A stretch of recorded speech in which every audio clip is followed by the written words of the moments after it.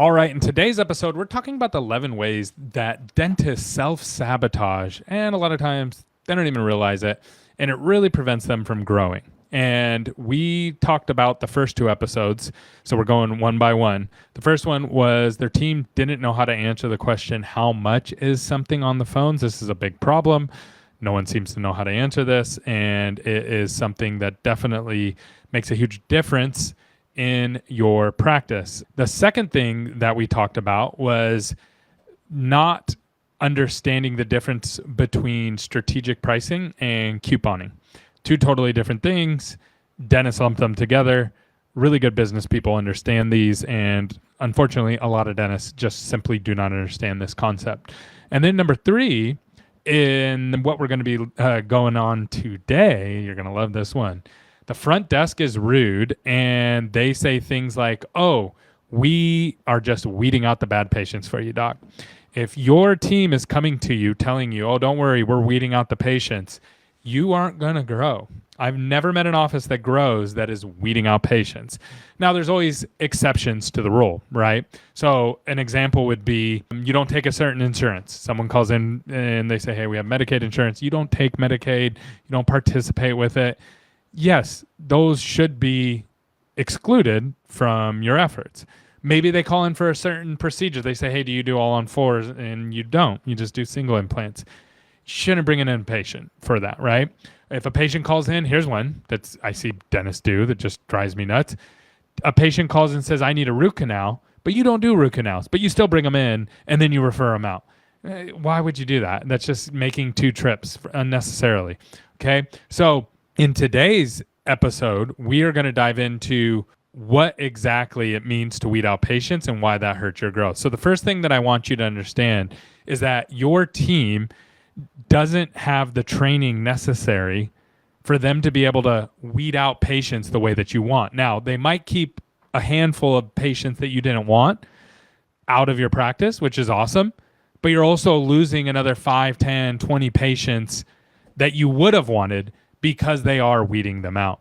Sorry for interrupting the show, but I got something special for you. So we only got 27 more seats at our in-person event. We're going to be helping you grow in 2026. We're going to be putting together a growth map for you, helping you with attracting the right kind of team members, attracting the right kind of patients, and getting your systems in place for next year so you can actually grow. Now, this event is normally $499, but I have a discount code down below for $199. Make sure you sign up right away. There's only a few seats left. We look forward to seeing you soon. Now back to the show. For this in the first show, like the first thing is the teams don't know how to answer how much is X treatment. So your team goes, oh, they're shoppers, so we weed them out. That's not good. Okay. Someone calling and asking you how much something is a buying signal. In every other business and every other industry, someone calling and asking how much is a buying signal. And that's a good thing. When the dentist reaches out to me and says, Gary, how much is dental marketing? I understand that I can't answer that question without more information, but it is a buying signal. So that's a good thing. So you don't want to weed those people out. If a patient calls and says, hey, do you take ABC insurance? And your team's just like, no, we don't take insurances, or they're just really short and rude about it, that is not a good thing. You are going to lose new patients.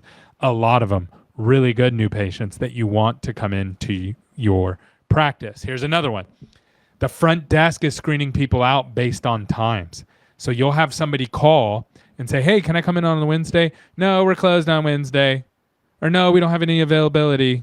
What do you mean? And then that's it. Then the call ends. They don't try to actually practice customer service, which is crazy, right? And a lot of people don't realize how bad it is on the phones. Like a lot of people don't realize how rude dental office front desk people are in the dental industry. And if you don't believe me, go call 10 in your market and go see and ask them just simple questions. You will see very quickly there's a lot of rude people. And to give them the benefit of the doubt, they're busy. They're checking people in, checking people out, answering the phone. So for them, there's really no incentive to get more people in. There's really not, because it doesn't really help them. It helps you more than it helps them. It just makes their life more complicated.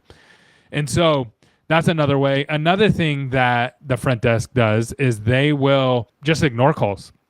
Just ignore them. And you don't realize that they're ignoring them because they have it, they're on the other line or whatever, someone's on the line. So you don't hear the missed calls.